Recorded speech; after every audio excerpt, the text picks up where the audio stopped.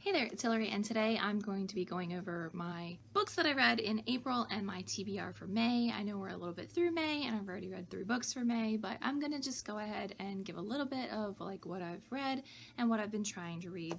I read 8 books for the month of April. Most of them are audiobooks. I actually only have one book that I read.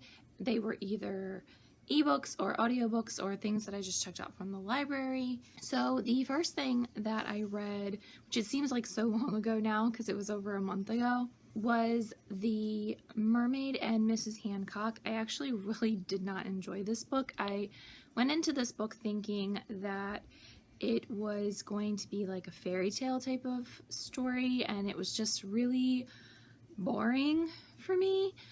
It wasn't like a Little Mermaid type mermaid story, which is kind of what I thought going into it. I wrote in my review that for like as much talk as these people do about like brothels and prostitution and like just sex in general, like it was a very boring story.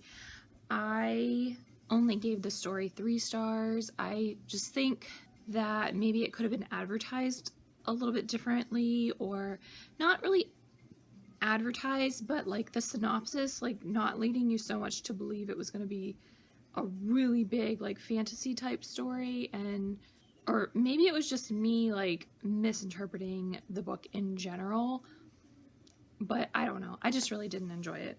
The next thing I read on my Kindle, and that was The Rest of Us Just Live Here by Patrick Ness. This was our book club's book of the month for the month of April, and I actually really enjoyed this one. I gave this one 4 stars. I know this is one of those books that it's like some people really like it and some people really hate it. I really did enjoy this one. It reminded me a lot of Carry On by Rainbow Rowell. It's like that really like spoofy parody type story, and I just thought it was really funny. And in our book club group of friends, I've come to refer to myself as the Mikey of the group. If you've read The Rest of Us Just Live Here and you get the Mikey reference, let me know. The main reason I refer to myself as the Mikey of the group is because they all go to the gym together, and I'm the only one that like doesn't go to the gym and or work at the gym or anything like that. So they all know each other from the gym, and I'm the only one who knows them from somewhere else. So when they get talking about things from the gym or people that go to the gym, I'm just kind of sitting there like, okay, it's Mikey time. But you know, it's all in good fun, so it doesn't hurt my feelings. It's just like just a little humorous jab at myself. So the next thing I read for the month of April was The Horse and His Boy. Now I did give this one 4 stars. I thought the story was actually really good, but I do see why they didn't really turn this into one of the movies.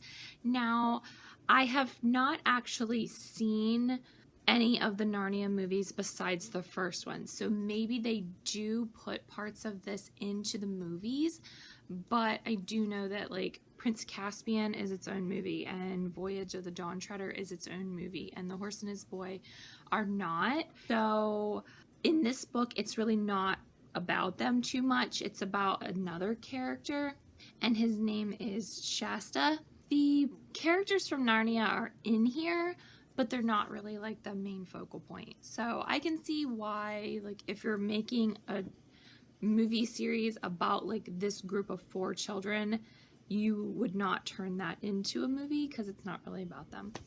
The next thing I read, I actually listened to the audiobook of The Good Neighbor, which is it's written by Maxwell King, and it is the like biography about Mr. Rogers, like his life and works and stuff.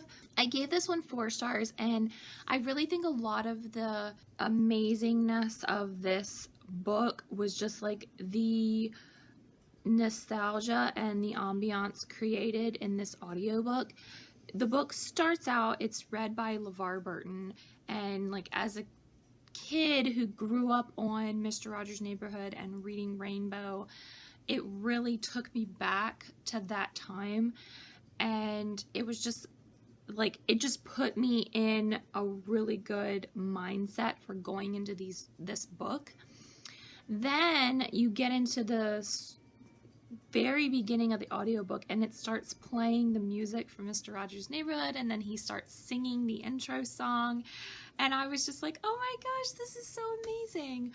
I will say, when it actually got to like the information and stuff, it was a little bit overwhelming because I don't really read a lot of biographies and nonfiction, so that was like a little on the dry side for me. Like, you really found out about his life story, his family's life story, his wife's life story, his wife's family's life story, his mentor's life story, it might have been his neighbor's life story, I don't know. It's like everybody's life is in there. And I know if you're talking about like his life and his works and stuff, you really want to go in depth about things, but it was so much and it was so dry. It just took so long to get through. Like, I really pushed the 2 weeks of checking this one out from the library. I really pushed the 2 weeks of having this one because it just took me so long, because I couldn't listen to it for an extended period of time. I couldn't listen to it like right before bed because it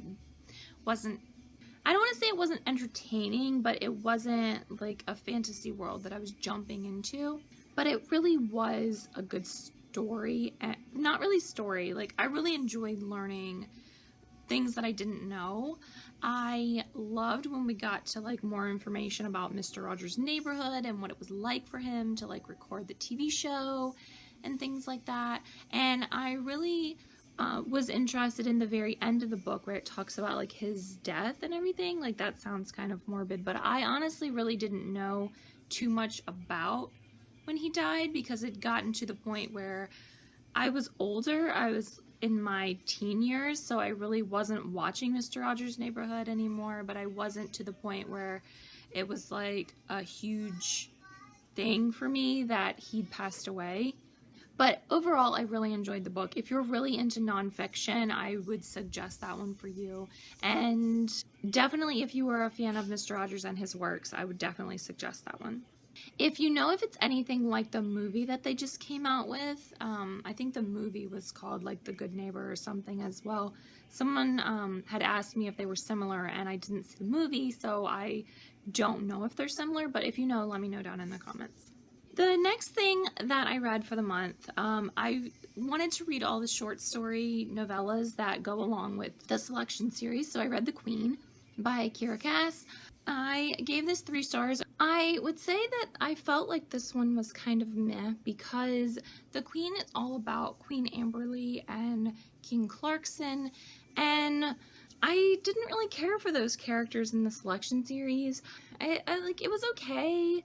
It was fine. I don't know. I don't even really know what to say about it. Like, and I'm a huge fan of the selection series. I really enjoyed it. Like, when I started reading it, like, I became obsessed with it, and I was reading like one a day or like one every like 2 days, and I was just really into it. But I just didn't care for Queen Amberly as a character, and definitely not King Clarkson as a character.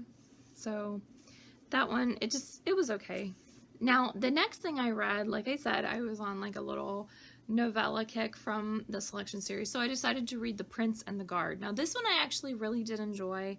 I gave this novella 4 stars. I really liked the Prince Maxon story. I love getting like the little portion of his point of view of what it was like to meet America for the first time, and I just thought it was really interesting. I think I would read the entire selection series written from Prince Maxon's point of view. I just think that would be amazing. And like I said, I love the selection series, so anything I can get that selection series, I am all about it. The second story was like an Aspen story, and I feel like it's one of those things like you're either Team PETA or Team Gale, and it's like you're either Team Maxon or you're Team Aspen, and I was definitely Team Maxon, so the Aspen story was like, oh, okay, that's fine. Like, Aspen story, it was just, meh, it was okay. But I really did enjoy the story about Prince Maxon, and it was written from his point of view and everything. So the next thing I read was The Favorite, which is another novella from the Selection series. I know, like I said, I went crazy and I was just reading it all. I gave this one 3 stars because I honestly didn't think this one was necessary at all. I felt like when you're reading the Selection stories, you got enough of the idea of what was going on while this was happening without this actually being necessary. Like, yeah, there was a little bit of stuff that you wouldn't have known from reading the series, but it was like you got enough information that you could kind of like deduce that that's what happened.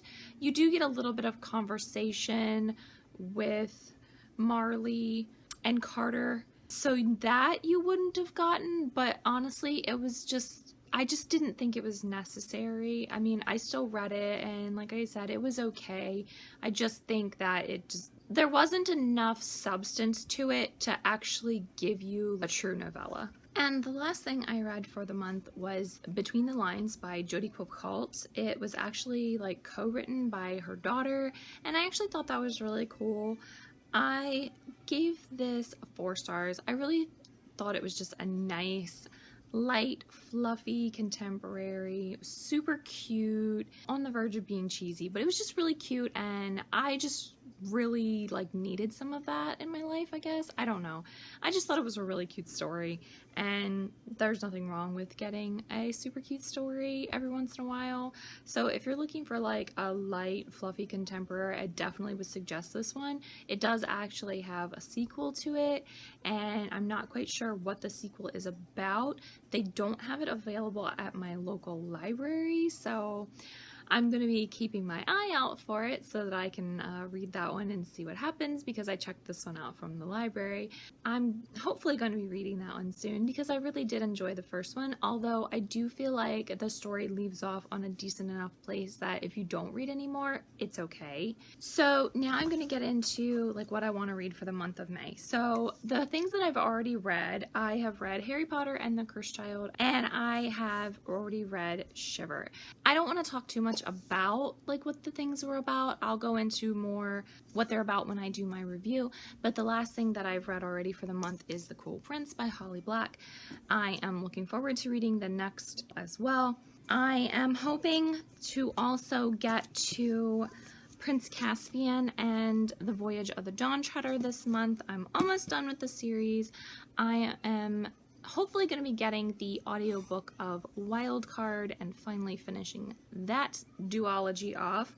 My book club is reading The Lilac Girls this month, and this is a long book and I haven't started it yet, and I've got like 2 weeks to read it, so we're gonna see how that goes.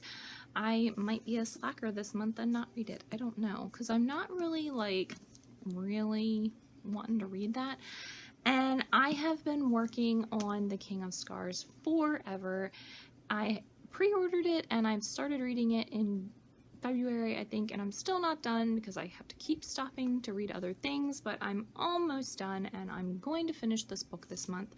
I am making it a goal.